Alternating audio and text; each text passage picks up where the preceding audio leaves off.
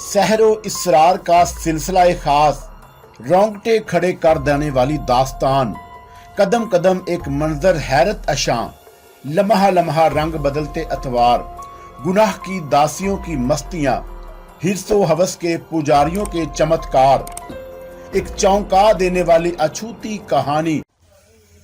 बज़ाहिर तो ये एक ख्वाब बेदारी का केस मालूम होता है, कैलाश ने वजाहत करते हुए कहा।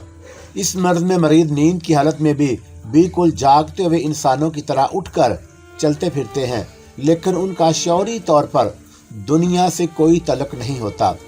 इस कैफियत में वो जो कुछ बोलते, देखते या महसूस करते हैं, बेदार होने के बाद उस जिक्र को छेड़ा जाए तो उनके जहनों पर बुरा असर पड़ता है। एक बात और याद रखना, जिस वक़्त वाबी ख्वाब बेदारी की कैफियतों से दो चार हों, उस वक़्त उन्हें होश में लाने की कोशिश कभी ना करना। ऐसा करने से मरीज़ के जहन को इतना शदीद झटका लगता है कि वो अक्सर अपना जहनी तवाज़ुन भी खो बैठता है। लेकिन कल रात से पहले दरख्शां बिल्कुल ठीक थी, मैंने संजीदगी से जवाब दिया। कैलाश ने मर्ज़ की जो नौइयत बताई थी उसने मुझे मज़ीद उलझा दिया, और ये भी मुमकिन है कि तुमको कल रात पहली बार उसकी बीमारी का इल्म हुआ हो। कैलाश ने जवाब दिया। बहरहाल तुम्हें अब ज़्यादा एहतियात की ज़रूरत है। मैं तुम्हें आइंदा से ख्वाबगाह अंदर से मुतकफ़ल करके सोने का मशवरा दूंगा, लेकिन इसके साथ ये भी ज़रूरी है कि तुम ताले की चाबी किसी ऐसी जगह रखोगे जिसका इल्म भाभी को नहीं होना चाहिए। मैं समझ रहा हूँ, मैंने ऐसा से कहा, और फिर कुछ सोचते हुए बोला, कैलाश, क्या तुम्हें यकीन है कि दरख्शां को ख्वाब बेदारी का मर्ज लाहक है? और मेरा मतलब है कि कोई और बात तो नहीं। और बात से तुम्हारी क्या मुराद है? कैलाश ने मुझे वजाहत तलब नज़रों से देखा और फिर खुद ही मेरी बात का मफहूम समझते हुए तेजी से कहा, नहीं, मेरा ख्याल है कि हमें फ़िलहाल कल रात वाली कैफियत को पिंडत पुजारियों की शरारतों से मंसूब नहीं करना चाहिए। क्यों? इसलिए कि तुमको अभी पिंडत पुजारियों के जाप और जंतर बंतर के बारे में कुछ नहीं मालूम। कैलाश ने संजीदगी से जवाब दिया, अगर कल रात किसी पिंडत की शरारत को दखल होता तो भाभी तुम्हें देखने के बाद खामोशी से वापस जाकर अपने बिस्तर पर कभी महू ख्वाब ना होती, बल्कि तुम्हें नुकसान पहुंचाने की कोशिश करती। हो सकता है कि प्रेमनाथ जी के गुर्गे दरख्शां को हवेली के हाथे से सिर्फ बाहर निकालना चाहते हों। मैंने दीवान जी की बताई हुई बात पर गौर करते हुए कहा। मैं समझा नहीं। कैलाश ने मुझे हैरत से घूरते हुए पूछा। कुछ नहीं, यूं ही ख्याल था मेरा, मैंने जल्दी से बात बना दी। कैलाश मेरा जिगरी दोस्त था, लेकिन हालात के पेश नज़र मैंने उससे भी एहतियात ज़रूरी समझी, और मैंने उसे हवेली या उसकी गिरद कायम हसार के बारे में कुछ नहीं बताया, और कुछ इधर उधर की बातें करने के बाद वापस आ गया। दरख्शां बदस्तूर मुलाजमों के साथ घर के कामों में मसरूफ थी, और मुझे देखकर उसके होंठों पर मुस्कुराहट उभर आई, और मैंने उसके करीब जाकर बड़े प्यार से पूछा, रात में मुझसे कोई शिकायत तो पेश नहीं आई? उसने शर्माते हुए शोखी से कहा, कल रात में बड़े सुकून की नींद सोई हूँ। आज का क्या प्रोग्राम है? अच्छे बच्चों की तरह सोएंगे और बस, उसने मुस्कुराकर जवाब दिया, और 15 रोज की छुट्टी आप पहले ही मंजूर कर चुके हैं। वो बात तो गलती से मेरी जुबान से फिसल गई थी। बुरी बात है जमाल, उसने मुझे टोकते हुए कहा। मर्द की जुबान से निकली हुई बात पत्थर की लकीर होना चाहिए। अच्छा जाने मन, जैसे तुम्हारी मर्जी। और मैंने वालहाना लहजे में जवाब दिया, और फिर बोला, अगर जनाब की इजाज़त हो तो 2-3 घंटों के लिए बाहर हो आऊँ, जागीर के कुछ काम देखने हैं। बड़े शौक से जाइए, लेकिन गाड़ी कौन ड्राइवर करेगा? दीवान जी, मैंने उन्हें कल रात ही हिदायत कर दी थी कि किसी दूसरे माकूल ड्राइवर का इंतज़ाम होने तक ये ड्यूटी भी उन्हें अंजाम देना होगी। ये बड़ा अच्छा किया आपने, दरख्शां ने सुकून का सांस लेते हुए कहा। दीवान जी निहायत ईमानदार जानसार आदमी हैं। दरख्शां ने खुशी खुशी मेरा लिबास निकाला, और मैं तैयार हो रहा था कि मुलाजम ने इतला दी कि दीवान जी आ गए हैं, और लिबास तब्दील करके मैं दरख्शां को अलविदा कहता हुआ बाहर आकर गाड़ी में बैठ गया। गाड़ी हवेली से निकली तो मैंने दीवान जी से कहा कि पहले मुझे उन आलम बुजुर्ग के पास ले चलें जिनका तज़किरा आपने जीवन लाल की मौत के मौका पर मुझसे किया था, और दीवान जी ने असबात में सर को खफीफ सी जुम्बश देकर गाड़ी को रिवर्स किया तो मैंने नशस्त की पुष्टगाह से टेक लगाकर खड़ा होकर आंखें बंद कर ली। اور حالات پر غور کرنے لگا۔ تقریباً 20 منٹ بعد میں اپنے خیالات میں گم رہا اور پھر اچانک مجھے رات والا واقعہ یاد آ گیا۔ والد صاحب نے مجھے ماں کو یاد کرنے کا اشارہ کیا تھا اور مجھے اپنی کوتاہی کا احساس بڑی شدت سے ہوا۔ تقریباً زیادہ سے زیادہ عرصہ گزر چکا تھا جب میں نے آخری بار والدہ کی قبر پر حاضری دی تھی، اور قبرستان حویلی سے کچھ زیادہ دور بھی نہیں تھا، لیکن حالات اور الجھنوں نے مجھے اس فریضے کی ادائیگی سے روک رکھا تھا، اور میں نے آنکھ کھول کر دیکھا اتفاق سے گاڑی اس وقت ہمارے آبائی قبرستان کی کچی 4 دیواری کے سامنے سے گزر رہی تھی۔ دیوان جی، گاڑی قبرستان کے پھاٹک پر لے جاؤ، میں نے بے اختیار ہو کر کہا، اور میں والدین کی قبر پر فاتح کرنا چاہتا ہوں۔ دیوان جی نے میرے حکم کی تعمیل میں بڑی مستعدی کا مظاہرہ کیا اور گاڑی سڑک سے کچے میں اتار کر قبرستان کے پھاٹک کے قریب ایک سایہ دار درخت کے نیچے روک دی، اور پھر قبل اس کے کہ وہ نیچے اتر کر پچھلی نشست کا دروازہ کھولتے، میں خود ہی اس کام کو انجام دے کر نیچے اتر آیا، اور دیوان جی خاموشی سے ایک طرف ہو گئے۔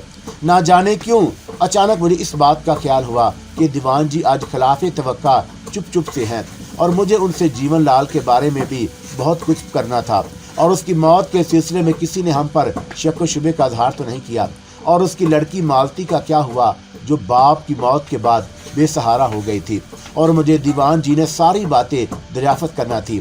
لیکن گزشتہ رات درخشاں جس نئی کیفیت سے دوچار ہوئی اس نے میرے ذہن کو الجھا دیا، اور میں نے دیوان جی پر ایک سرسری نظر ڈالی اور پھر قبرستان کے احاطے میں داخل ہو گیا۔ پہلے والد کی قبر پر حاضری دی اور پھر والدہ کی قبر پر کھڑا ہو کر فاتح پڑھنے لگا، اور میں نے آنکھیں بند کر لی۔ ماں کی یاد میں ڈوب کر ان کی مغفرت کی دعائیں مانگتے وقت میری آرزو رند گئی اور میری آنکھوں سے اشک جاری ہو گئے، اور مجھ پر آہستہ آہستہ رقت طاری ہونے لگی، تو میں نے آہستہ سے قبر کے قریب دوزانوں بیٹھ کر گردن جھکا لی۔ گویا ندامت کا اظہار تھا۔ میں ماں کی مقدس روح سے معافی کا طلبگار تھا کہ اچانک میری نظروں کے سامنے ماں کا تصوراتی نورانی چہرہ ابھر آیا، اور پھر مجھے یوں محسوس ہوا جیسے ماں نے آگے بڑھ کر بڑی محبت اور شفقت سے میرے سر پر ہاتھ پھیرا اور کہا، جمال بیٹے، پریشان مت ہو، خدا کی مہربانیوں اور کرم نوازیوں پر نظر رکھو، اور میری دعائیں تمہارے ساتھ ہیں۔ اور میں نے آنکھیں کھول دی۔ میری آنکھوں سے بدستور آنسو بہہ رہے تھے، اور میں نے فاتح پڑھ کر چہرے پر ہاتھ پھیرا، اور پھر قبرت کو حسرت بھری نظروں سے دیکھتا ہوا اٹھ کھڑا ہوا، جیب سے رومال نکال کر آنسو خشک کیے اور باپ کی قبر کو دیکھا، اور پھر نظریں جھکا کر احاطے سے باہر آ گیا اور دوبارہ اس پگڈنڈی پر ہو لیا جو قبرستان کے پھاٹک کی طرف بال کھاتی چلی گئی تھی، اور میرے والدین کی قبر سے پھاٹک کا درمیانی فاصلہ بمشکل 30-40 گز رہا ہوگا کہ میں اپنے خیالوں میں ڈوبا والدین کی جدائی کا احساس لیے قدم بڑھا رہا تھا کہ اچانک مجھے یوں محسوس ہوا جیسے الٹی ٹانگ کی ہڈی ٹوٹ کر 2 حصوں میں منقسم ہو گئی ہو۔ وہ ضرب اتنی ہی شدید تھی کہ میں بلبلاتا ہوا ٹانگ پکڑ کر نیچے بیٹھ گیا، اور پھر کہل ادود نظروں سے اس پاگل کو گھورنے لگا جس نے ایک آڑی ترچھی لکڑی سے اچانک میری ٹانگ کو تختہ مشک بنا دیا، اور اب نیم کے درخت سے 2 قدم دور جا کر مجھے دیوانوں کی طرح پلکیں جھپکا کر دیکھ رہا تھا۔ اس کا حلیہ اس کی دیوانگی کی غمازی کر رہا تھا۔ اس کے جسم پر صرف ایک میل سے چکٹا ہوا پاجامہ موجود تھا جو جگہ جگہ سے پھٹ چکا تھا۔ اس کی داڑھی اور سر کے بال خردرو جھاڑیوں کی طرح بے تحاشا بڑھ رہے تھے۔ الجھے ہوئے ان گندے بالوں میں بھی دنیا جہان کی غلاظتیں نظر آ رہی تھی، اور اس کے جسم پر میل کی موٹی موٹی تہ موجود تھی۔ شاید اس نے برسوں سے نہانے کی زحمت نہیں گوارا کی تھی۔ اس کے سینے پر بائیں جانب زخم کا ایک گہرا نشان تھا جس کے اطراف گاڑا گاڑا خون جمع نظر آ رہا تھا، اور اس کی بڑی بڑی آنکھوں میں خون کی سرخیاں تیرتی ہوئی دکھائی دیں۔ اسے روزے روشن میں دیکھ کر پہلی بار مجھے جھرجھری آ گئی۔ اگر میں نے اسے رات میں دیکھا ہوتا تو شاید خوف سے چیخ مار کر بھاگ اٹھتا۔ اس کی ہیبت کچھ ایسی ہی ہیبت ناک اور ڈرونی تھی۔ آج میں نے اسے پہلی بار قبرستان میں دیکھا تھا۔ مجھے تکلیف پہنچا کر وہ دلچسپ انداز میں دور کھڑا میری تڑپ کا تماشا دیکھ رہا تھا۔ اس نے میرا خون کھلا دیا، اور ایسے میں خون خار نظروں سے گھورتا درد کی شدت کو بے مشکل برداشت کرتا ہوا اٹھا، تو وہ مسخروں کی طرح دونوں پیروں سے بیک وقت फुदकता हुआ 4-6 कदम और पीछे हट गया और फिर मेरी टांग से बहता हुआ खून देखकर बच्चों की तरह अपना हाथ रान पर मारते हुए बोला, हो गया, जख्मी हो गया, बकवास बंद कर। मैं जोर से गिर जा तो वह सहम कर एकदम एक तरफ और पीछे हट गया और मैंने उसे घूरते हुए कहा, इधर आ मेरे करीब, तू क्या करेगा, पलट कर मुझे मारेगा। दीवाने ने मेरा मज़ाक उड़ाते हुए कहा, शक्ल से तो चिड़ी मार लगता है, तेरी गलेल कहाँ गई? गलेल के बच्चे, ठहर मैं तुझे बताता हूँ। और मैंने हकारत से कहा और फिर एक कदम ही आगे बढ़ाया था कि कराह कर रह गया। मेरे जख्म में जैसे आग लग रही थी। वो मारा साले को। पागल ने मेरी कराह सुनकर खुशी से ताली बजाते हुए कहा, अब गिर कर जमीन पर लोट लगाएगा चिड़ी मार की दुम, और मैं तेरा खून ही पी जाऊंगा। मैंने पागल को घूरते हुए गुस्से से कहा, ठहर तो जा बदबख्त, खून पिएगा? मुझे जुबान निकाल कर चरचराते हुए बोला और फिर बड़े मैनीखेत अंदाज में गर्दन आगे करके कहा, चाट ले, थोड़ा सा खून चाट ले। और फिर उठकर दौड़ने लगा, सरपट ए लगाकर बुकटट।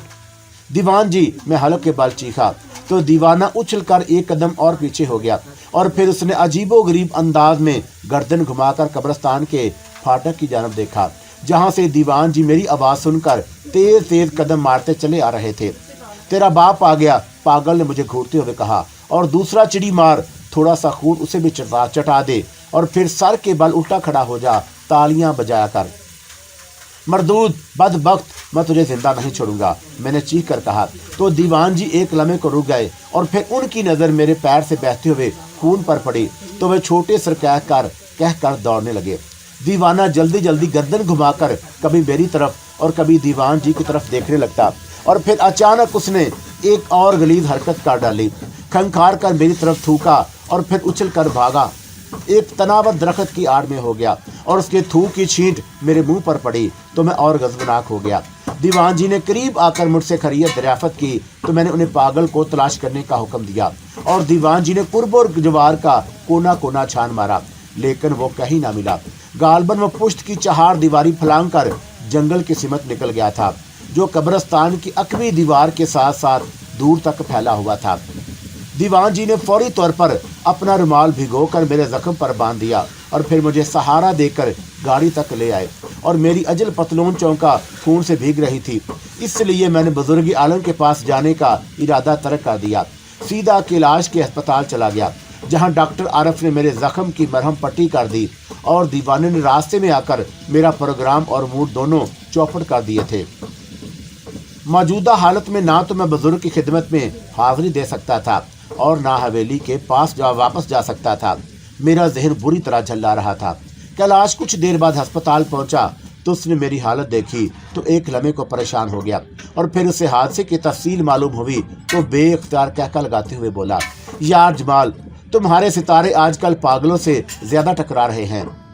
पिंडत पुजारी क्या काम थे कि अब दीवानों ने भी तुम्हारी टांग पकड़ना शुरू कर दी। मुझे तो ये भी पिंडत पुजारियों ही की हरकत मालूम होती है। मैं दांत पीसते हुए बोला, शायद उनको इल्म हो गया है कि मैं कहाँ जा रहा था, इसलिए कि वो मेरा रास्ता रोकना चाहते थे और वो पागल भी उन्हीं का कोई चेला रहा होगा।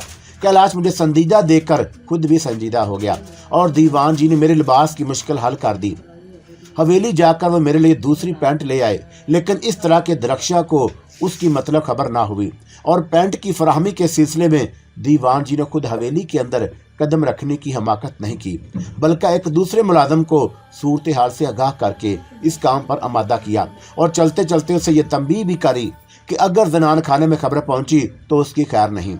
पैंट तब्दील करके मैं दोबारा गाड़ी में आ बैठा। जहन चौका परागंदा हो चुका था, इसलिए मैंने बुजुर्ग की खिदमत में हाजिरी का प्रोग्राम किसी और दिन पर मुलतवी कर दिया। पैंट का मसला हल हो गया था, लेकिन जख्म अपनी जगह मौजूद था और ये नामुमकिन था कि दरख्शा की नजर उस पर ना पड़ती और मुझे उस जख्म के लिए भी किसी मुनासिब बहाने की तलाश थी। चुनाचा मैंने दीवान जी से कहा कि वो गाड़ी कर्दी वाली रहायशगाह की जानब मोड़ दें और मैं अक्सर उसकी देखभाल के लिए वहां आया जाया करता था और दीवान जी ने इस बार भी जवाब देने के लिए सर की खफीफ जुम्बई से काम लिया तो मैंने संजीदगी से दरियाफत किया, क्या बात है दीवान जी, आप आज खिलाफे तवक्का बहुत चुप हैं, खैरियत तो है? मालती के बारे में सोच रहा हूँ छोटे सरकार, दीवान जी बोले। जीवन लाल का क्रियाक्रम करने के बाद उसे अपने पास ले आया हूँ। क्या मतलब? मैं चौंका। क्या मालती को जीवन लाल की मौत का इल्म हो गया? میں نے اسے بتا دیا، دیوان جی نے سنجیدگی سے کہا۔ اس کے سوا اور کوئی چارہ بھی نہیں تھا، لیکن آپ فکر نہ کریں، مالتی بڑی سوجھ بوجھ کی مالک ہے۔ اسے معلوم تھا کہ جیون لال کی موت ہر حال میں آنی ہے۔ اگر وہ پتلا حویلی میں دبانے میں کامیاب ہو جاتا تو بھی گرداری لال سے زندہ نہ چھوڑتا۔ اور دیوان جی نے حالات کی نوعیت کو سمجھنے کی کوشش کیجیے۔ میں نے نشست پر پہلو بدلتے ہوئے کہا، اگر پولیس درمیان میں آ گئی اور مالتی کا بیان ہمارے خلاف ہو گیا تو ہم قانون کی نظروں میں قاتل ہوں گے۔ قانون کی باتیں آپ سمجھے چھوٹے سرکار، میں تو صرف اتنا جانتا ہوں کہ میری زندگی میں دنیا کا کوئی ہاتھ آپ کی جانب نہیں بڑھ سکتا۔ دیوان جی سپاٹ آواز میں بولے، ان کے لہجے میں بے پرواہی تھی۔ اور میں مالتی سے براہ راست ملنا چاہتا ہوں۔ میں نے حالات کا جائزہ لیتے ہوئے کہا، آپ وہاں جا کر مالتی سے ملنا ٹھیک نہ ہوگا۔ دیوان جی نے مجھے سمجھانے کی کوشش کی، البتہ اگر آپ چاہیں تو اسے حویلی لا کر آپ سے ملوا سکتا ہوں۔ آپ نہیں سمجھ سکتے دیوان جی، میں نے الٹی ہوئے بعد میں کہا، میرا مالتی سے ابھی اور اسی وقت ملنا نہایت ضروری ہے۔ آپ کی مرضی چھوٹے سرکار۔ دیوان جی نے سپاٹ لہجہ اختیار کیا اور پھر گاڑی کا رخ دوبارہ حسین آباد کی سمت موڑ دیا۔ انہیں شاید میرا اصرار ناگوار گزرا تھا اور میں نے بھی کوئی بات چھیڑنا مناسب نہیں سمجھی۔ آنکھیں بند کر کے مالتی کے سوال پر سنجیدگی سے غور کرنے لگا۔ راستہ بڑی خاموشی سے طے ہوا، لیکن یہ خاموشی کسی آنے والے طوفان کا پیش خیمہ ہوگی۔ میں نے یہ بات خوابوں میں بھی نہیں سوچی تھی۔ البتہ ایک اضطراب تھا جو مجھے پریشان کر رہا تھا۔ مالتی کا دیوان جی کے گھر پر ہونا میرے خیال میں نامناسب تھا، اس لیے کہ جیون لال ماورائی قوتوں کا نشانہ بن چکا تھا۔ اوم پرکاش اور پجاری گرداری لال نے اسے ٹھکانے لگا دیا تھا اور اب مالتی ان کے لیے ترنوالا تھی جسے دیوان جی اٹھا لائے تھے۔ بات آگے بڑھ جاتی تو ہندو مسلم فساد کو بآسانی ہوا دی جا سکتی تھی اور یوں بھی جو گندی طاقتیں جیون لال کو دور بیٹھے بیٹھے موت کے گھاٹ اتار سکتی تھی، مالتی کے ذہن کو پلٹ کر ہمارے خلاف زہر اگلنے پر بھی مجبور کر سکتی تھی۔ اور مالتی کا بیان اگر ہمارے خلاف ہوتا تو ہم بے گناہ ہونے کے باوجود گلے گلے پھنس سکتے تھے۔ آنند کمار کو جو ایک بار حالات کی نزاکتوں کو محسوس کرتے ہوئے خاموش ہو گیا تھا، مالتی کے بیان کے بعد شیر ہو سکتا تھا اور دیوان جی کی ضمانت ہونا بھی مشکل ہو جاتی۔ اور مجھے دل ہی دل میں دیوان جی کی حماقت پر غصہ آ رہا تھا۔ وہ نہایت دلیر، نڈر اور چالاک شخصیت کے مالک تھے، مگر مالتی کے سلسلے میں انہوں نے ہلکے پن کا ثبوت دیا۔ ممکن ہے اس کی وجہ سے مالتی کی خوبصورتی ہو، دیوان جی کی جوانی ضرور ڈھل چکی تھی، لیکن شاید مالتی کی خوبصورتی اور زہریلے خدوخال نے دیوان جی کے ماضی کو ہوا دی ہو اور وہ دل کے ہاتھوں مجبور ہو کر مالتی کو اپنے گھر اٹھا لائے ہوں۔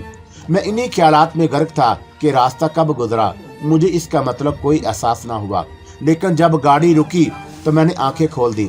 دیوان جی نے دانش مندی کا ثبوت دیا تھا جو گاڑی اپنے مکان سے نصف فرلانگ دور روکی اور میں نیچے اترنے کے لیے پل توڑ رہا تھا کہ دیوان جی بول پڑے، چھوٹے سرکار، میں ایک بار پھر یہی مشورہ دوں گا کہ آپ کا میرے گھر پر مالتی سے ملاقات کرنا مناسب نہ ہوگا۔ دیوان جی، میں نے دیوان جی کو تیز نظروں سے گھورتے ہوئے کہا، کہ آپ کو احساس ہے کہ مالتی کو گھر لا کر آپ نے کس قدر حماقت کا ثبوت دیا ہے؟ اور میرا لہجہ تیز تھا۔ دیوان جی نے چونک کر مجھے دیکھا۔ ان کے چہرے پر خان شہباز خان کی جوانی کا رنگ ایک ثانی کو ابھرا، لیکن پھر فوراً ہی وہ خود پر قابو پاتے ہوئے پرسکون ہو گئے اور ہونٹ کاٹتے ہوئے بولے، چھوٹے سرکار، میرا خیال ہے کہ میں نے جو کچھ کیا ہے وہ عین مصلحت ہے۔ اگر مالتی کا بیان ہمارے خلاف ہوا تو جانتے ہو کیا ہوگا؟ میں اس میدان کا بہت پرانا کھلاڑی ہوں جمال میاں۔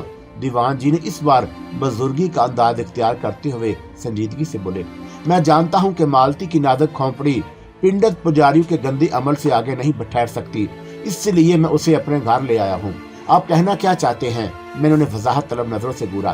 سمجھنے کی کوشش کیجئے چھوٹے سرکار، دیوان جی بولے، مالتی اگر میرے گھر سے برآمد ہوئی تو سارا الزام میرے ہی سر آئے گا اور دوسری شکل میں گندی کی چھینٹیں حویلی کے اونچے نام کو بھی خراب کر سکتی ہیں۔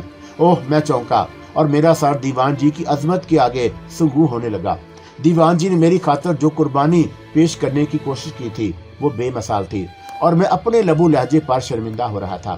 آپ اگر گھر تشریف لے جائیں جمال میاں، دیوان جی نے دبی زبان میں کہا، باقی باتیں مجھ پر چھوڑ دیں۔ میں آپ کو یقین دلاتا ہوں کہ میرے ہوتے آپ پر یا آپ کی ذات پر کوئی آنچ نہیں آئے گی۔ ماورائی اور نادیدہ طاقتوں کے آگے آپ بھی بے بس ہو جائیں گے دیوان جی۔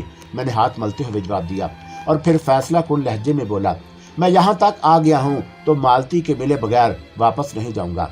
दीवान जी ने नजरें उठाकर मुझे गौर से देखा और फिर शाने उचकाते हुए कदम आगे बढ़ाने लगे। निसफ फरलांग का फासला पैदल तय करने के बाद हमने मतलूबा मकान के हाथे में कदम रखा तो दीवान जी ठठक कर रुक गए। मेहंदी की बाड़ के करीब ही एक शख्स ऊंधे मुंह कच्ची जमीन पर पड़ा था। दीवान जी ने तेजी से लपक कर उसे सीधा किया तो मैं भी चौंक के बगैर न रह सका। वो दीवान जी का नाइब वाला मिर्जा था जो इस वक्त बेसुध था। बज़ाहिर उसके जिस्म पर जख्म या चोट का कोई वाज़ेह निशान नजर नहीं आया, लेकिन चेहरे की हल्दी जैसी रंगत बता रही थी कि इस वक्त वो होश में नहीं है। दीवान जी ने एक नजर भरकर दिलावर मिर्जा को देखा और फिर चीते जैसी फुर्ती से उछलकर मेरे करीब आते हुए दबी जुबान में कहा, छोटे सरकार, अंदर कुछ गड़बड़ मालूम होती है। आप गाड़ी लेकर हवेली की सिमत 9-2-11 हो जाएं। मैं इस माई के लाल को देखता हूँ जिसने शेर की खचार में घुसकर शिकार करने की कोशिश की है। दीवान जी लम्हों में जवान हो गए थे और दिलावर मिर्जा को देखते ही उनके जिस्म में बला की चुस्ती और तवानाई आ गई। गैज़ो गजब उनके चेहरे से सुर्ख हो रहा था और आंखें खून उगलती दिखाई दे रही थी। हालात के पेशे नजर मेरा वहां रुकना यकीनन दानिशमंदी के मुनाफी था और दीवान जी ने मुझे वहां से हट जाने का जो मशवरा दिया था वो निहायत मुनासिब था। मैं कबल इसके कि मैं वापसी के लिए पलटता, अंदर से एक नस्वाने चीख की अजियतनाक आवाज उभरी और दीवान जी ने आदमखोर भेड़िए की मानद पलट कर तेजी से मकान की सिमत देखा और फिर निहायत बरक रफ्तारी से पंजों के बल चलते हुए अंदर चले गए। मालती किसी खतरनाक सिचुएशन से दो चार थी और ऐसी हालत में दीवान जी को तनहा छोड़कर चले जाना मर्दानी की के खिलाफ लगा।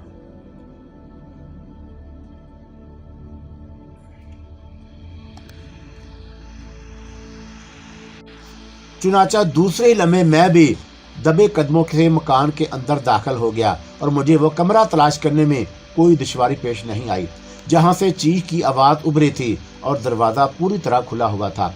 अंदर से ऐसी आवाजें आ रही थी जैसे किसी का गला घोंट कर फिर सिक कर मरने पर मजबूर किया जा रहा हो और मैं एहतियात को बुलाए ताक रखते हुए बेधड़क खुले दरवाजे से अंदर दाखिल हुआ और फिर जो कुछ मेरी गुनहगार नजरों ने देखा उसे देखने के बाद मैं एक झटके से रुक गया। मेरी निगाहों के सामने करदी के बड़े मंदिर का पुजारी गरदारी लाल मौजूद था और मालती बेबसी की हालत में गरदारी लाल के शिकंजों में फंसी फड़फड़ा रही थी। तनुमंद पुजारी एक हाथ को कोहनी के करीब से घुमाकर मालती की नरमो नाजुक गर्दन में फंसा रखा था और दूसरे हाथ से उसने मालती के सीधे हाथ को जकड़ रखा था और वो खुद को बेहानक मौत के बेमोल ताक तस्वर से बचाने के लिए जदोजहद न कर सके और मालती की खूबसूरत और सहर अंगेज आंखों हल्कों से उबल पड़ी थी और बेहद बेहानक नजर आ रही थी। उसके हसीन चेहरे पर मौत के कर्मनाक साए मंडला रहे थे। उसका पूरा जिस्म यूं कांप रहा था जैसे मौत के सर्द हाथ ने उसे आहिस्ता आहिस्ता जिंदगी की सरहदों से दूर ले जा रहा हो और गरदारी लाल की मकरू चेहरे पर खबास्ते रक्स कर रही थी। शायद वो अपनी फतह का जश्न मनाने की खातिर उसे मौत के घाट उतारना चाहता था, लेकिन मुझे अचानक सामने देखकर वो एक लम्हे को चौंका और फिर उसके गंदे होंठों पर बड़ी गलीज मुस्कुराहट उभर कर फैलती चली गई और मुझे हकारत भरी नजरों से घूरता हुआ बोला, तू भी आ गया बदमाश। मुझे यकीन था कि तू जरूर आएगा, लेकिन अब तेरे हाथ गंदे बर्तन ही आएंगे, पुजारी ने जहर खान से कहा। गरदारी लाल, मैंने करख्त आवाज में उस खट्टे कट्टे पुजारी को ललकारा। खूबसूरत और कमजोर औरत पर हाथ उठाना बहादुरों का शेवा नहीं होता। अगर मर्द हो तो मालती को छोड़कर मेरे मुकाबले पर आओ, फिर तुम्हें मालूम होगा मर्दानगी किसे कहते हैं। सुन रही है मालती? गरदारी ने मालती को मुखातब करते हुए बाजारी अंदाज में कहा, तेरा यार तेरी मदद को आ गया। तेरे कारण ये देवी देवताओं के चरणों के दास गरदारी से मुकाबला करेगा। और फिर गरदारी ने मालती पर अपनी गिरफ्त ढीली की तो वो किसी कटे हुए नादक पौधे की तरह जमीन पर ढेर हो गई। उसकी आंखें बदस्तूर खुली हुई थी, लेकिन जिस्म बेज़ाहिर जिंदगी की हरारतों से आरी नजर आया और मेरा खून जोश मारने लगा। मैं एक लम्हे को दीवान जी को भी भूल गया जो मकान में दाखिल होने के बाद ना जाने किस कोने खुदरे में दुबक कर छुप गए थे। गरदारी, मैंने गुस्से से दांत पीसते हुए कहा, चूंटी की मौत करीब आती है तो उसके पार निकल आते हैं। तेरा वक्त भी करीब आ गया है, भौंकना छोड़ दे। गरदारी गजबनाक आवाज में धाड़ते हुए बोला, आगे बढ़ और तू भी अपने मित्र की हसरतें आजमा ले। मैं वचन देता हूँ कि तेरे मुकाबले में अपनी आधी शक्ति से काम लूंगा। और मैंने गरदारी के नापाक जिस्म को हाथ लगाना कसीरे गुनाह समझते हुए जेब में हाथ डालकर बड़ी फुर्ती से अपना रिवाल्वर निकाल लिया। मैं दांत पीसते हुए बोला कि मैं तेरा जिस्म छलनी करके रख दूंगा। और गरदारी मेरे हाथ में रिवाल्वर देखकर एक लम्हे को चौंका और फिर उसने अपना उल्टा पांव उठाकर जमीन पर मारा तो रिवाल्वर से शोले बुलंद होने लगे और मैंने बौखला कर रिवाल्वर दूर फेंक दिया। गरदारी ने मौका की नजाकत भांगते हुए बर वक्त कोई मंत्र आजमाया था और रिवाल्वर मेरे हाथ से निकलकर दूर गिरा तो वह मुस्कुराने लगा। खिलौनों से खेलना छोड़ दे नादान, उसने मेरा मजाक उड़ाते हुए कहा। मर्दानगी का दावा है तो शरीर की शक्ति भी आजमा ले, पर इतना याद रखना कि तूने गरदारी को छेड़कर उन मुसीबतों को आवाज दी है जो अब तुझे सारा जीवन चैन से नहीं रहने देंगी। और मेरा वजूद देखते हुए भट्टी की तरह सुलग रहा था और मुझे इस बात का एहसास भी था कि मैं तन्हा मावरई कुव्वतों का मुकाबला नहीं कर सकता। लेकिन गरदारी की बातों ने मेरे खून की गर्दिश को तेज कर दिया और मैंने खुदा का नाम लेकर पैंतला बदला और आहिस्ता आहिस्ता आगे बढ़ने लगा। गरदारी किसी आहनी चट्टान की तरह सीना ताने खड़ा मुझे मज़का खेज नजरों से घूर रहा था। लेकिन फिर अचानक ही उसकी मुस्कुराहट कर्म में तब्दील हो गई। उसने यकलख्त अपने होंठ सख्ती से भींच लिए। उसके चेहरे पर बड़ी कर्बनाक अजियत नमूदार हो रही थी और वो आहिस्ता आहिस्ता हाथ फैलाए अपने कदमों पर घूमने की कोशिश कर रहा था। लेकिन उसकी कुव्वत जवाब दे गई और वह तिवरा कर गिरा तो मैं उसकी पुश्त पर दीवान जी को खड़ा देखकर चौंका। और फिर गरदारी के ऊंधे मुंह जमीन पर बोस होते ही मुझे वो खंजर भी नजर आ गया जो दस्ते तक उसकी पीठ में उतर चुका था। दीवान जी, मैंने हालात का अंदाजा लगाते हुए संजीदगी से कहा, ये आपने क्या किया? एक पागल कुत्ते को मार दिया। दीवान जी ने गरदारी को घूरते हुए सर्द लहजे में कहा, इसी का यही इलाज था। लेकिन अब मैं हाथ बांध कर दरख्वास्त करता हूँ जमाल मियाँ, आप गाड़ी लेकर हवेली चले जाएं, बाकी बातें मुझ पर छोड़ दें। दीवान जी ने बड़ी आर्जी से कहा और उनके चेहरों पर तूफानों की शिद्दतें तड़प रही थीं। मैं जा रहा हूँ दीवान जी, लेकिन आप जरा हाथ पांव बचाकर काम कीजिएगा। आप मेरी फिक्र ना करें सरकार, दीवान जी ने बड़े सफाक आवाज में बोले। आप दी तो सिर्फ मरहूम अहमद अली की रूह को सुकून मिला होगा। जीवन लाल और मालती का कर्ज तो अभी चुकता करना बाकी है और फिर दिलावर मिर्जा की बेहोशी का हिसाब भी तो किसी खाते में लिखा जाएगा। क्या मालती भी? मैंने हैरत से मालती की तरफ देखते हुए पूछा। खुदा के लिए छोटे मालक, आप जितनी जल्दी मुमकिन हो यहाँ से चले जाएं, दीवान जी ने होंठ चबाते हुए बोले। और जो खेल अब शुरू हुआ है वो आप जैसे शरीफ आदमियों के खेलने का नहीं। अच्छा हुआ जो गरदारी ने बराह रात शहबाज खान को छेड़ दिया। दीवान जी को मैंने उस रोज से पहले कभी इतने गजबनाक अंदाज में नहीं देखा था और गरदारी की मौत इस कदर अचानक और तेजी से वाक़या हुई कि गरदारी को भी उस पर हैरत का इजहार करने का मौका नहीं मिल सका। अगर उसे संभलने का मौका मिल जाता तो शायद वह अपनी गंदी कुव्वतों को बुरे कार लाकर बिसात पलट चुका होता। लेकिन दीवान जी ने उसके मुकाबले में ज्यादा महारत और तजर्बेकारी का सबूत दिया और मैं महसूस कर रहा था कि दीवान जी के अंदर सोया हुआ शहबाज खान कच्ची नींद में बेदार होकर तलमला उठा था और झंझला रहा था, चिड़चिड़ा हो रहा था। चुनाचा मैंने उसे वक्त कुछ बोलना मुनासिब नहीं समझा। एक नज़र मालती के चेहरे पर डालता हुआ बाहर आ गया और फिर बड़ी इजलत से गाड़ी में बैठकर हवेली की सिमत रवाना हो गया। दरख्शा ने मुझे देखते ही अपने याकूबती लबों पर एक दिल आवेद तबस्सुम सजा लिया। उसे मेरे जल्दी वापस लौट आने की खुशी थी, लेकिन मेरी पतलून की तब्दीली ज्यादा देर तक उसकी नज़रों से उजल ना रह सकी और उसने चौंक कर पतलून को देखा तो मैंने बेख्तियार कहके लगाना शुरू कर दिए।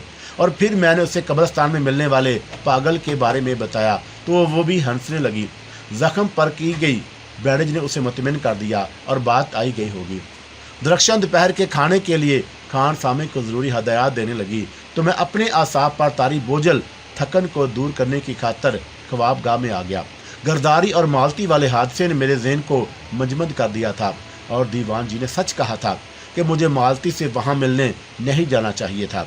अगर मैं वहाँ ना गया होता तो शायद बसात किसी और अंदाज में पलटी जाती। दीवान जी ने यकीनन मुझे बचाने की खातर इंतहाई कदम उठा लिया था और मालती को भी उसी वजह से अपने घर ले गए थे कि अगर हालात मखदूश मोड़ इख्तियार करते तो मैं महफूज रहता और तमाम तर जिम्मेदारी दीवान जी के सर जाती। मैं बड़ी देर तक बिगड़े हुए हालात पर गौर करता रहा और कब्रिस्तान में मिलने वाले दीवाने ने सारा प्रोग्राम चौपट कर दिया था और वक़्त की गर्दिश अचानक तेज हो गई। हर चंद के गिरधारी लाल की मौत का मेरे सिवा कोई और दूसरा ऐनी गवाह नहीं था, लेकिन पंडित ओम प्रकाश और उसके गुर्गे यकीनी तौर पर मेरी दात पर शुबा करेंगे। और बड़े मंदिर जाकर मैंने जिस हौसलामंदी और जुर्रात का मुजाहरा करने की कोशिश की थी, वही मेरे लिए मौजूदा हालात में परेशानी का सबब भी बन सकता था। और तमाम रात यही सोचता रहा कि देखें ऊँट किस करवट बैठता है। और दरख्शन मेरी परेशानी और खामोशी की वजह दरियाफत की तो मैंने पाँव की चोट की तकलीफ का बहाना करके उसे मुतमिन कर दिया। उस रात जैकब और स्लोया भी ज़्यादा देर नहीं रुके थे और कैलाश किसी मरीज को देखने गया हुआ था, इसलिए मैं खाना खाने के कुछ देर बाद दरख्शा के साथ अपनी ख्वाबगाह में चला आया। और दूसरी सुबह मेरी आंख देर से खुली। शायद चोट की तकलीफ की शिद्दत थी या फिर मैं रात देर तक जहनी जिम्नास्टिक करते हुए रहा था और सर बोझल बोझल हो रहा था। और दरख्शा ने नाश्ते के बाद 2 कप गर्मा गर्म काफ़ी के पिलाए तो खासा सुकून मिला। कैलाश मेरी मज़ार पुरसी के लिए आया तो खिलाफ तवक्का कुछ संजीदा नज़र आ रहा था और मेरा माथा ठनका। सुबह ही सुबह कैलाश के चेहरे पर नज़र आने वाली गंभीर संजीदगी यकीनी तौर पर कोई मायने रखती थी। और मैंने दरख्शा को एक फ़ाइल लाने के बहाने से स्टडी में भेजा और फिर तन्हाई मिलते ही कैलाश से पूछा, क्या बात है, तुम्हें सुबह ही सुबह इस कदर संजीदा क्यों नज़र आ रहे हो? तुमने शायद अभी तक अखबार नहीं देखा। कैलाश ने सपाट आवाज़ में कहा। अखबार? मैं चौंका। मेरे दिल की धड़कन अचानक तेज़ हो गई और मैंने खुद को संभालते हुए पूछा, क्या है अखबार में? जीवन लाल की बेटी मालती और पुजारी गिरधारी लाल कत्ल कर दिए गए। कत्ल? मैंने थूक निगलते हुए कहा। तफसील क्या है? जमाल, कैलाश ने मेरी बात नज़रअंदाज करते हुए संजीदगी से पूछा, तुमने कल अस्पताल में मुझे किसी दीवाने की कहानी सुनाई थी, हाँ क्यों? कहीं तुम्हारा टकराव गिरधारी से तो नहीं हुआ था? कैलाश ने मुझे मशकूक नज़रों से घूरते हुए सवाल किया। क्या मतलब? मैंने कैलाश पर अपनी बरहमी का इजहार करते हुए कहा। क्या तुम्हें मेरे बयान पर यकीन नहीं? मुझे पूरा यकीन है मेरे दोस्त, लेकिन तुम नहीं समझ सकते कि गिरधारी की मौत उस आग पर पेट्रोल का काम भी कर सकती है जो तुम्हारे दुश्मन तुम्हारे लिए भड़काना चाहते हैं। और मैंने पूरी जागीर में होने वाली अमवात का कोई ठेका नहीं ले रखा। और मैंने हकारत से जवाब दिया, मैं कसम खा सकता हूं कि मैंने गिरधारी या मालती को कत्ल नहीं किया, लेकिन मेरे जलील दुश्मन अगर ऐसा सोचते हैं तो सोचते रहें, मेरे पास उनके वहम का कोई इलाज नहीं। कैलाश कुछ कहना चाहता था, लेकिन बाहर से दरख्शा की आने की आहट उभरी तो उसने बड़ी खूबसूरती से बात बना दी और इजाज़त लेकर चला गया। और मैं चंद लम्हे उस फाइल के कागजात को बिला वजह यूं ही उलटता पलटता रहा। और फिर दरख्शा काम काज के सिलसिले में मुलाजमों को ज़रूरी हदायत देने किचन में गई तो मैं तेज़ी से उठकर बाहर लान पर आ गया जहां सुबह के अखबारात मौजूद थे और मैंने तेज़ी से उनका मुताला शुरू कर दिया। कैलाश की इतला ने मुझे जिस कदर परेशान कर दिया था, अखबारात की तफसील ने मुझे उसी कदर मुतमिन कर दिया और मैं दिल ही दिल में दीवान जी की तारीफ किए बगैर न रह सका। अखबारात में शाया होने वाली कहानी बड़ी दिलचस्प और मरबूत थी। मालती और पुजारी गिरधारी की लाशें करदी के एक पुराने तालाब के किनारे से दस्तयाब हुई और दोनों कीचड़ में लथपथ पाए गए। इसलिए पुलिस के लिए कत्ल के निशानात तलाश करने में काफ़ी दुश्वारी पेश आ रही थी और लाश की इतला करदी के एक महाजन नरिंजन लाल ने पुलिस को दी। वो दोपहर के वक्त तालाब वाले सुनसान रास्ते से गुजर रहा था कि उसकी नज़र लाशों पर पड़ी और जिसकी इतला उसने फौरी तौर पर करीबी पुलिस चौकी तक पहुंचा दी। और लाशों की इब्तदाई तबी रिपोर्ट के मुताबिक पुजारन मालती को मौत के घाट उतारने से बेशतर असमत जैसे गोहरे नायाब से महरूम कर दिया गया और फिर कातल ने उसे गला घोंट कर हलाक किया था। मालती और गिरधारी की लाशें जिस अंदाज में पुलिस को दस्तयाब हुई उससे यही ज़ाहिर हुआ था कि गिरधारी ज़बरदस्ती मालती को उठाकर पुराने तालाब पर ले गया और अपने मकसद में कामयाब हो जाने के बाद उसने मालती को मौत के घाट उतार दिया। लेकिन उसी वक्त किसी तीसरे शख्स ने अकब से गिरधारी पर खंजर से भरपूर हमला किया और एक ही वार में उसका किस्सा पाक कर दिया। गिरधारी की लाश मालती के कदमों के ऊपर ऊंधे मुंह पड़ी मिली और पुलिस के ज़राए के मुताबिक खंजर के दस्ते पर से भी किसी किस्म के निशानात नहीं मिल सके। आखिर में फरार हो जाने वाले कातिल के सिलसिले में पुलिस के पास सिर्फ एक ही नाम था और वो नाम पुजारी मालती के बाद जीवन लाल का था। और मालती की लाश बरामद होने के बाद पुलिस ने हालात के पेश नज़र सबसे पहले जीवन लाल से राब्ता कायम करने की कोशिश की थी, लेकिन वो करदी या उसके कुर्बो जवार के इलाके में कहीं ना मिल सका। और पुलिस की इब्तदाई रिपोर्ट के मुताबिक जीवन लाल ही कातिल था और उसने अपनी बेटी की असमत का दाग पुजारी गरदारी के खून से धो डाला और फिर खुद मौका वारदात से फरार हो गया। और मैंने एक एक करके तमाम अखबारात तफसील से पढ़ डाले। दीवान जी की जहानत और दूर अंदेशी काबिल दाद थी। उन्होंने ना सिर्फ ये मौका वारदात को बदल दिया बल्कि जीवन लाल की मौत को भी गरदारी और मालती की मौत के साथ नत्थी करके पुलिस के लिए बड़ी आसानियां पैदा कर दी। और जीवन लाल की गुमशुदगी उसे कातिल साबित करने के लिए बहुत काफी थी। दीवान जी ने कमाल होशियारी से एक तीर से दो शिकार करने की कोशिश की थी और पूरी तरह कामयाब भी रहे। असलियत क्या थी ये सिर्फ मैं जानता था, या फिर कैलाश को भी इस बात का इल्म था कि जीवन लाल एक दिन कबल गंदी ताकतों का शिकार हो चुका था। और कैलाश का नाम ज़हन में उभरते ही मैं चौंक उठा। कैलाश ने मुझे गरदारी और मालती के सिलसिले में अखबार का हवाला देकर कुरीदने की कोशिश की थी और मैं एक लम्हे को परेशान हो गया, मगर फिर मैंने इस परेशानी को झटक कर ज़हन से निकाल दिया, इसलिए कि कैलाश मेरा जिगरी दोस्त था और मुझे उस पर मुकम्मल एतमाद था। मेरे ज़हन पर जो बोझ गुज़श्ता 18-20 घंटों से तारी था वो अखबारात में छाया होने वाली तफसील पढ़ते ही चंद लम्हों में उतर गया। और एक कामयाब बैरिस्टर की हैसियत से मैंने इन तमाम वाक़यात की एक एक कड़ी को कानूनी एतबार से पूरी तरह चेक कर लिया। इन वाक़यात में कहीं कोई झूल नहीं था और सबसे अहम बात यह थी कि हादसे की इतला एक बाहसियत हिंदू महाजन ने दी थी जो मकामी लोगों के लिए काबिल एतमाद था। और दीवान जी ने जो हालात पैदा कर दिए वो हर चंद के नकली थे लेकिन असल से ज्यादा ठोस नजर आ रहे थे। और मैं भी इन्हीं ख्यालातों में गुम था कि दीवान जी की आवाज़ ने मुझे चौंका दिया और मैंने नजरें घुमाकर देखा। वो मेरे बाएं जन्म नहायत सादतमंदाना अंदाज में खड़े थे और उनके चेहरे पर कोई तासर नहीं था और वो वैसे ही नॉर्मल नजर आए जैसे वो हर रोज दिखाई देते थे। दीवान जी, मैंने जज्बाती लहजे में उन्हें मुखातब करते हुए कहा, कि आपने अखबारात देख लिए? कोई खबर है छोटे सरकार? दीवान जी ने ऐसे अजनबी अंदाज में पूछा कि मैं सटपटा गया। उनके चेहरे पर बला की मासूमियत और सकून तारी था। और मैं आपको आपकी शानदार कारकर्दगी की दाद देता हूँ। मैंने दीवान जी को तारीफी नजरों से देखते हुए कहा कि पुलिस के फरिश्ते भी मालती या गरदारी के सिलसिले में हमारे ऊपर शक नहीं कर सकते। कोई और बात कीजिए छोटे सरकार, दीवान जी बोले। हमें इन नीच जात लोगों से कोई सरोकार नहीं रखना चाहिए और फिर मरना जीना तो लगा ही रहता है। आप बहुत गहरे हैं, मैं मुस्कुराया। महाजन नरिंजन लाल के दरमियान में आ जाने से सूरत हाल और बेहतर हो गई है। पुलिस को कुछ दुश्वारियां भी पेश आ रही हैं।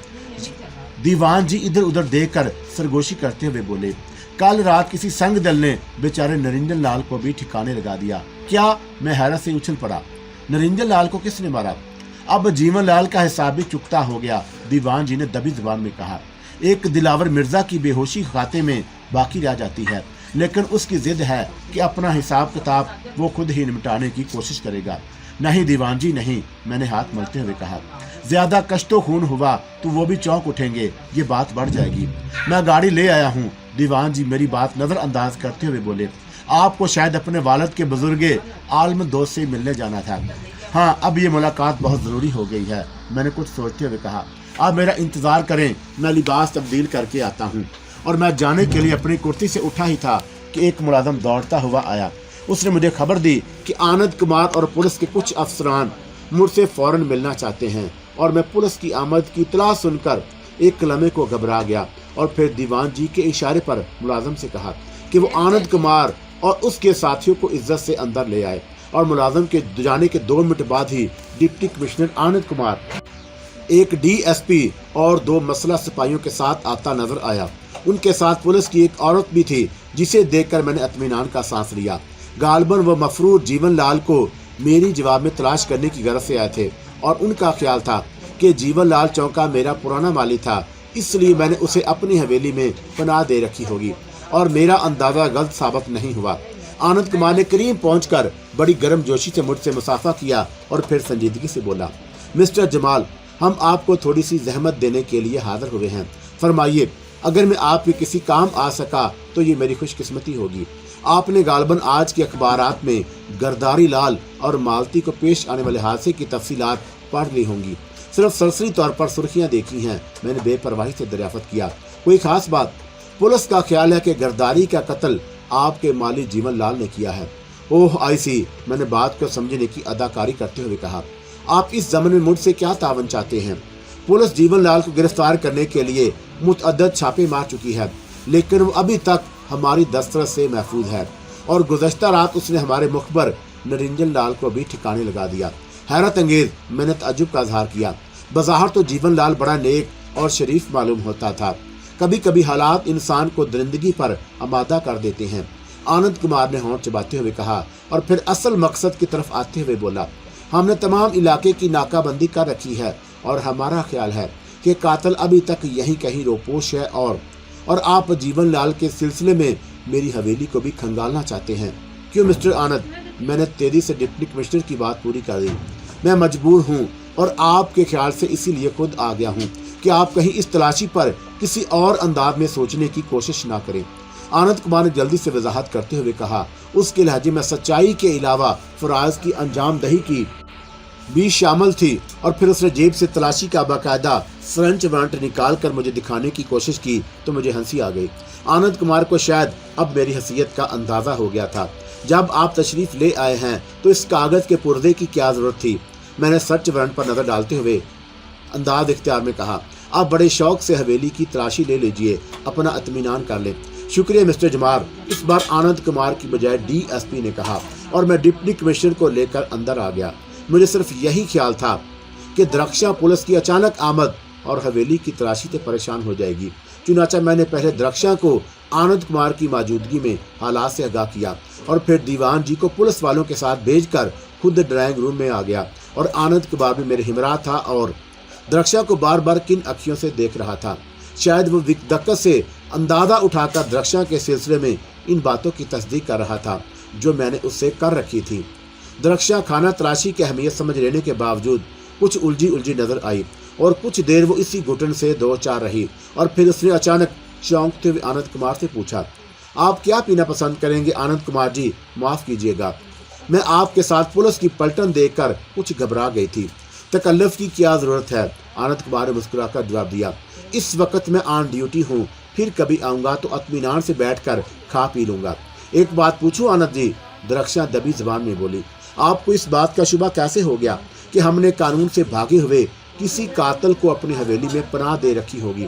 आनंद जी अपने फराइज से मजबूर हैं द्रक्षा, मैंने जल्दी से कहा और फिर चुपते हुए लहजे में बोला, अच्छा है, इस तरह वो शहादत भी दूर हो जाएंगे जो हालात ने पैदा कर दिए हैं। फांस अगर जुर्रत से ना निकले तो अंदर ही अंदर खटकती और दर्द देती रहती है। आप मुझे शर्मिंदा कर रहे हैं मिस्टर जमाल, आनंद कुमार जीभ बटाते हुए बोला। तकरीबन 1 घंटे तक हम ड्राइंग रूम में बैठे बातें करते रहे।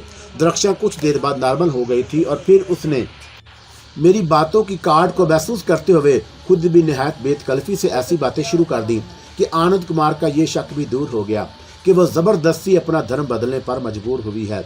और आनंद कुमार बार बार बगले झांक रहा था और फिर उसकी गुलू खलासी उसी वक्त हुई जब DSP और उसके साथियों ने आकर बताया कि जीवन लाल उन्हें हवेली में कहीं नहीं मिला। आनंद कुमार को रुखसत करने के लिए द्रक्षा भी मेरे साथ हवेली के दरवाजे तक आई थी। 2-3 रोज तक मैंने खुद को हवेली के अहाते तक महदूद रखा और द्रक्षा ने गदारी लाल और मालती की मौत और जीवन लाल की पुरअसरार गुमशुदगी की खबरें अखबार में पढ़ ली थीं और हवेली की तलाशी के बाद से उसने मुझसे इस मसले पर कोई गुफ्तगू नहीं की। लेकिन मैं महसूस कर रहा था कि वो अंदर ही अंदर पिंडर पुजारियों की मौत के बारे में हालात की कड़ियाँ मिलाने में उलझी हुई है और मैंने एक आध बार दबी जुबान में खरीदा मगर वह बड़ी खूबसूरती से टाल गई और मैंने उसे ज़्यादा छेड़ना मुनासिब नहीं समझा। मुझे कैलाश की तरफ से भी इस बात की फिक्र लाहक थी कि वह जीवन लाल के बारे में मुझसे बात पुरस ज़रूर करेगा और बात थी भी काबिल गौर। जीवन लाल एक दिन पहले पुरअसरार ताकतों का शिकार हुआ था और दूसरे दिन उसे मालती और गरदारी के अलावा निरंजन लाल के कत्ल में मुलव्वस करके मफरूर करार दे दिया गया और पुलिस उसकी तलाश में करवी, हसीनाबाद और उसके आसपास के तमाम इलाकों में मतवातर छापे मार रही थी। और कुछ लोगों का ये भी ख्याल था कि जीवन लाल ने किसी नहर में छलांग लगाकर या कुएं में कूद कर खुदकुशी कर ली है, मगर अभी तक पुलिस की टोलियां उसकी लाश भी दरियाफ्त नहीं कर सकी। और दीवान जी ने जिस महारत से एक ही चाल में पूरी बसात का नक्शा बदल दिया था वो काबिल सताइश थी। गर्ज के मैंने दीवान जी के मशवरे पर ही खुद को हवेली के अहाते तक महदूद कर लिया और तमाम दिन मैं घरेलू कामकाज के सिलसिले में द्रक्षा का हाथ बटाता। या फिर स्टडी रूम में बैठा किताबों का मुताला करता, और शाम को हम दोनों पाए बाग की सैर करते और फिर कैलाश और जैकब के साथ रात गए तक ऊधम चौकड़ी मचाता, और द्रक्षा और सुलैया भी हमारे साथ शरीक रहती। लेकिन जब हमारे दरमियान ज़्यादा बेतकल्फ़ी से खुले अल्फाज में बातें शुरू हो जाती तो द्रक्षा और सुलैया उठकर मुस्कुराती हुई दूसरे कमरे में चली जाती। उस रात भी खाने के बाद हम सब ड्राइंग रूम में जमा हो गए और रोज़मर्रा की तरह हमारे दरमियान हंसी मजाक होता रहा।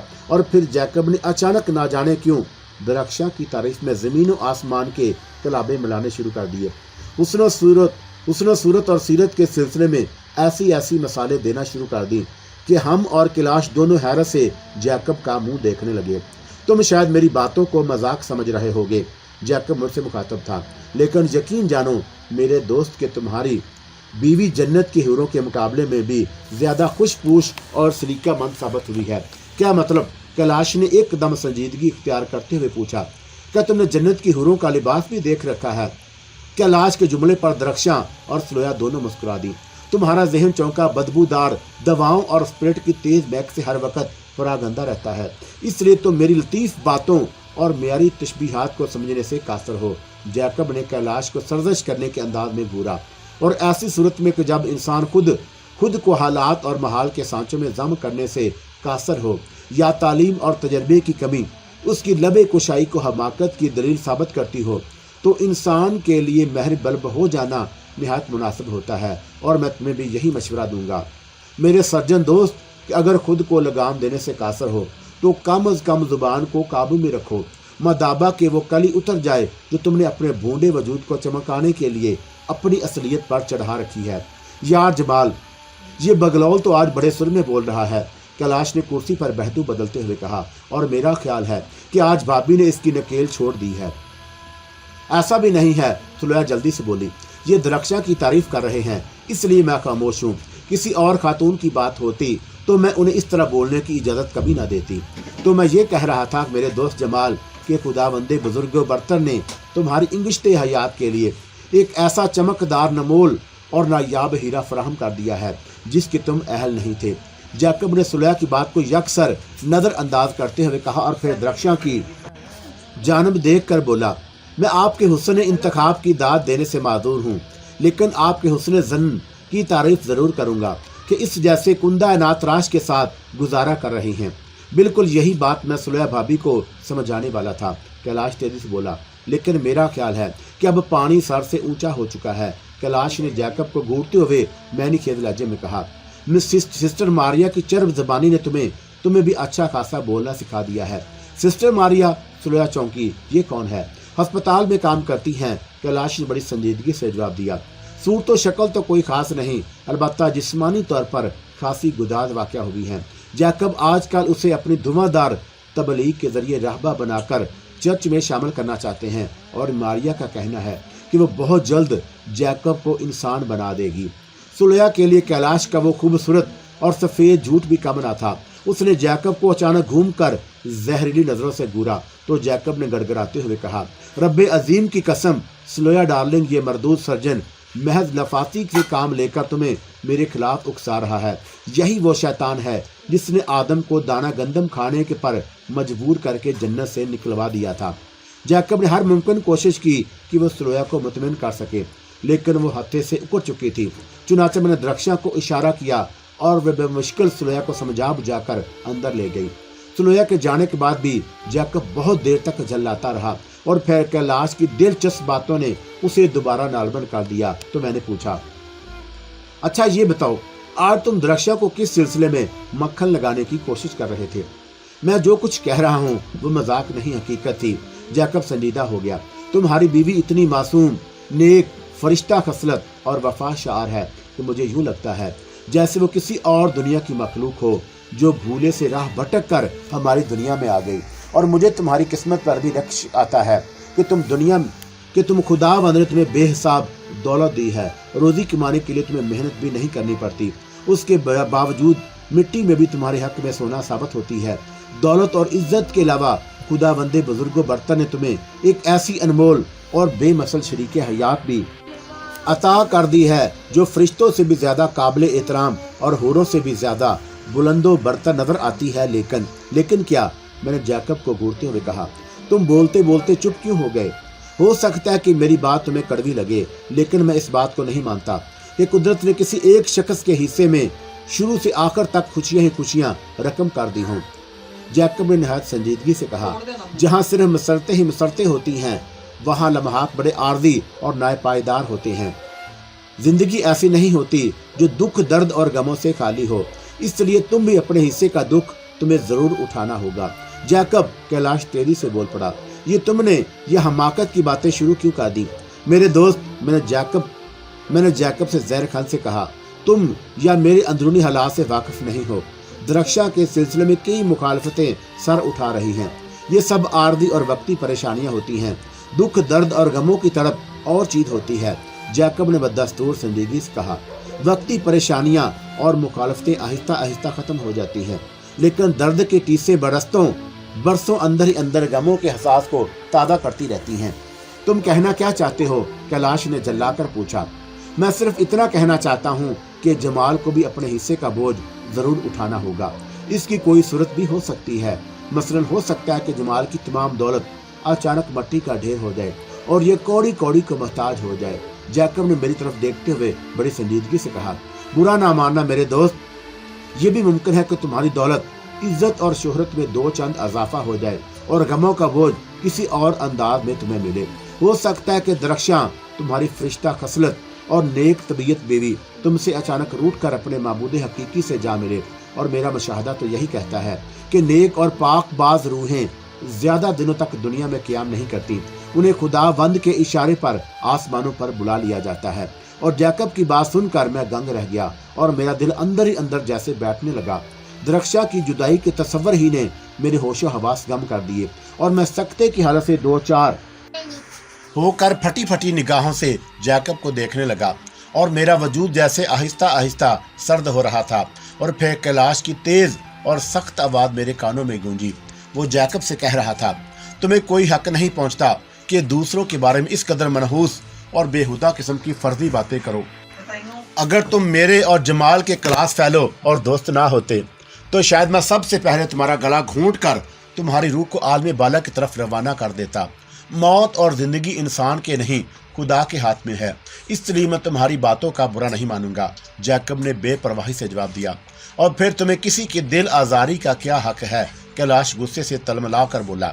और अगर तुमने दीदा दानिस्ता अपने जानते में महज मजाक किया है तो मैं यही कहूंगा कि तुम्हारा ये मजाक इंतहाई घटिया, पस्त और गैर मियारी था।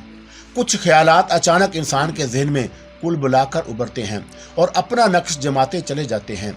जैकब दस्तूर संजीदगी से बोला, और मैंने इस वक्त जमाल के बारे में जो कुछ भी कहा है वो मजाक नहीं है। खुदावंद की लाजवाल कुव्वतों ने मेरे जहन में जो रोशनी पैदा की थी, मैंने उसकी तर्जुमानी अपने सीधे साधे जुमलों में कर दी और मैं इन बातों को हकीकत ही समझ रहा हूँ। और हकीकत हमेशा बड़ी तलख होती है। तुम एक अदना दर्जे के मामूली पादरी हो जैकब। कैलाश गुस्से से दांत पीसते हुए करख्त आवाज में बोला, कोई पैगंबर या देवता नहीं जो लोगों के मुस्तकबल में झांक कर आने वाले हालात की पेशगोई कर सको। और यूं भी एक दोस्त के रिश्ते से तुम्हें जमाल के बारे में अपनी काली और मनहूस जुबान से ऐसी बातें नहीं निकालनी चाहिए थीं जो तुम्हारी पस्त जहनियत की भी तर्जमान हो। तुम मेरी जहनियत के बारे में जो अंदाजा लगाना चाहो लगा लो, लेकिन तुम्हारे मफरूज़े तकदीर के फैसलों को नहीं बदल सकते। जैकब ने ठहरे हुए लहजे में कहा, किस्मत के फैसले अटल होते हैं जिन्हें दोस्ती या हमदर्दी के जज्बे से भी टस से मिस नहीं कर सकते। जैकब, कैलाश तैश में आकर चीखा, क्या तुम अपनी काली जुबान बंद नहीं रख सकते?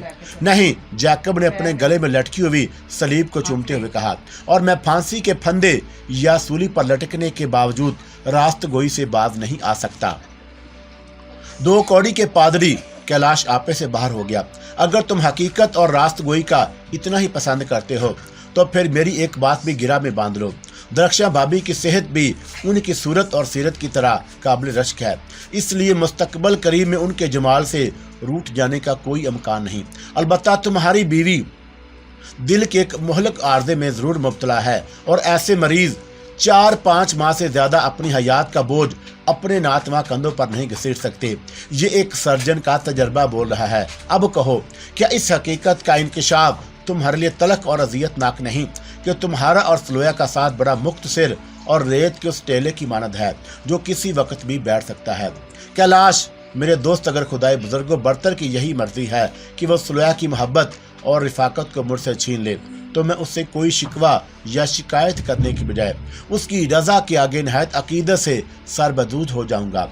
तुम इंतहाई झुकी, कोड़ मगज और नामाकूल शख्स वाक़या हुए हो। कैलाश गुस्से से कांपता हुआ उठ खड़ा हुआ। गुफ्तगू ने बड़ी तलख सूरत इख्तियार कर ली थी, लिहाजा मैंने फौरन मदाखलत की।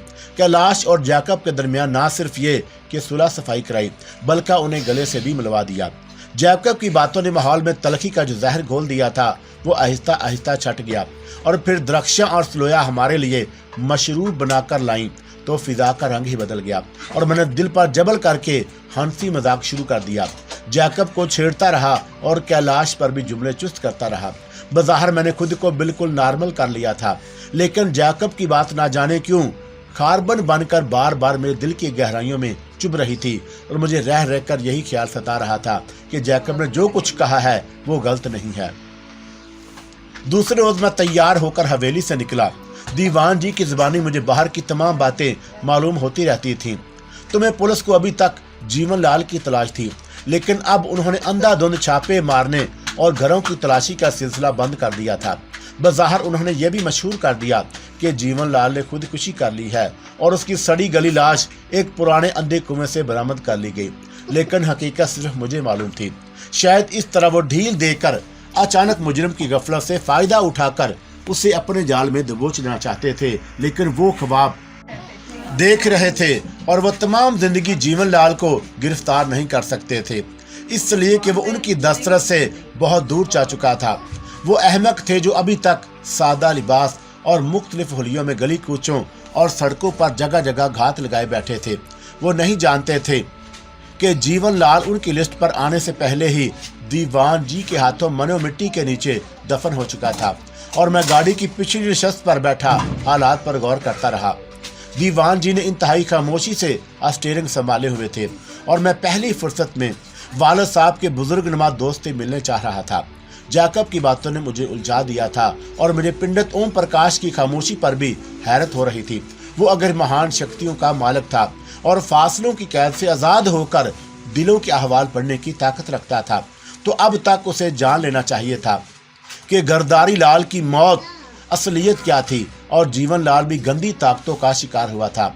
और मुमकिन है कि अगर गर्दारी ने मौत के घाट उतारा हो और शायद ओम प्रकाश को सूरत हाल का इल्म नहीं था, या फिर उसकी खामोशी में भी कोई राज था और कोई खतरनाक मसलहत पोशीदा थी जो वो कबल अज वक़्त ज़ाहिर नहीं करना चाहते थे। किसी मुनासिब वक़्त का इंतज़ार कर रहा था, और हो सकता है वो मेरी हवेली से बाहर निकलने ही का मुंतज़िर हो। इस ख्याल के आते ही मेरे अंदर बेचैनी शुरू हो गई और मैंने आंख खोल कर देखा। हम मज़ाफ़ाती इलाके की एक छोटी सी बस्ती के करीब थे। दीवान जी, मैंने खुद को बहलाने की खातिर दीवान जी से पूछा, आपने कहा था कि ये पंडित पुजारी बड़ी शैतानी कुव्वतों के मालिक होते हैं और दिलों का भेद भी जान लेते हैं। जी हाँ छोटे सरकार, पंडित ओम प्रकाश के बारे में आपका क्या ख्याल है? मैंने दरियाफ्त किया। क्या वो हालात से बाखबर ना होगा? और मेरा मतलब है कि उसने अपने जंतर मंतर के जरिए असल मामले की तह तक पहुंचने की कोशिश ना की होगी। ज़रूर की होगी, लेकिन शैतानी कुव्वतें रहमानी ताकतों के आगे हमेशा बेबस हो जाती हैं, ये मेरा ईमान है, दीवान जी ने कहा, और फिर अपने उल्टे बाजू पर हाथ मारते हुए बड़े एतमाद से बोले, मैंने एक मियाँ जी का तावीज़ बांध रखा है। छोटे सरकार, पंडित पुजारियों के बाप भी मेरी हवा नहीं पा सकेंगे। हाँ, अगर ऊपर से लिख दी गई है तो फिर शहबाज खान के फरिश्ते भी दम नहीं मार सकते, समझा? मैंने दिलचस्पी लेते हुए कहा, शायद इसीलिए गर्दारी तुम्हारे ऊपर कोई जंतर मंतर नहीं आजमा सका था, और मैंने उसे संभलने का मौका ही कहाँ दिया था। तुम्हारा निशाना भी बड़ा सच्चा है, मैंने तारीफ की। खंजर का फल गर्दारी के दिल में तराजू हो गया था, इसीलिए वो जां बलब ना हो सका, और मैं कुछ भी हूँ बुजुर्गों की जूतियों का सदका है छोटे सरकार, दीवान जी बोले। वो मियाँ जी अल्लाह को प्यारे हो गए जिन्होंने मुझे तावीज़ दिया था। वो जिंदा होते तो मैं आपको सीधा उन्हीं के पास ले जाता। बड़ा तेज और जल्दी काम करते थे और सूरत देखते ही अंदर बाहर की तमाम कैफियत लम्हों में जान लेते थे। शाह साहब भी बड़े पहुंचे हुए हैं, जिसकी हक में दुआ कर दें उसके वारे न्यारे हो जाते हैं।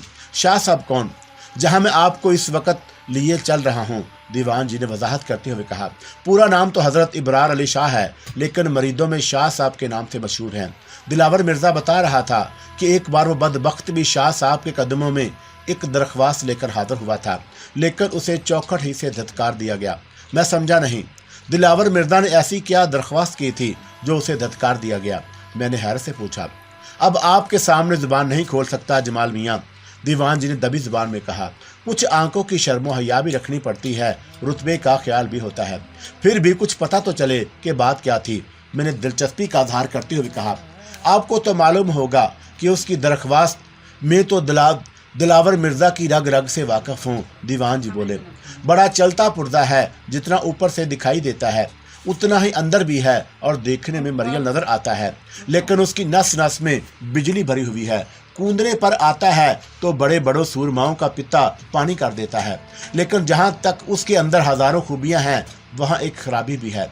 लंगोट का बड़ा पक्का और सच्चा है, लेकिन नजर का नदीदा वाक़या हुआ है। उल्लू का पट्ठा एक लड़की को राम कराने के लिए शाह साहब के पास तवीज़ लेने पहुंच गया था, और मुझे मालूम हुआ तो मैंने भी उसे जी भरकर गालियां सुनाई। फिर जाकर शाह साहब के पैरों पर सर रख दिया, तब कहीं उनका गुस्सा ठंडा हुआ। वरना अगर जलाल में कोई बददुआ मुंह से निकल जाती तो दिलावर मिर्जा के साथ साथ मेरी भी कमबख्ती आ जाती। ये दिलावर मिर्जा करता क्या है? मेरी खिदमत करता रहता है छोटे सरकार, दीवान जी बड़े प्यार से बोले। इसके आगे पीछे कोई भी नहीं है। एक बार मुझसे टक्कर लेने के घमंड में मेरे ही हाथों जख्मी हो गया था, और उस वक्त उसकी मसें भी नहीं फूटी थी। किसी के कहने में आकर मौत को दावत दे बैठा था। मुझे तरस आया तो मैं उसे अपने पास उठा लाया। 8 साल पुरानी बात है, और तब से मेरे ही ठिकाने का होकर रह गया है।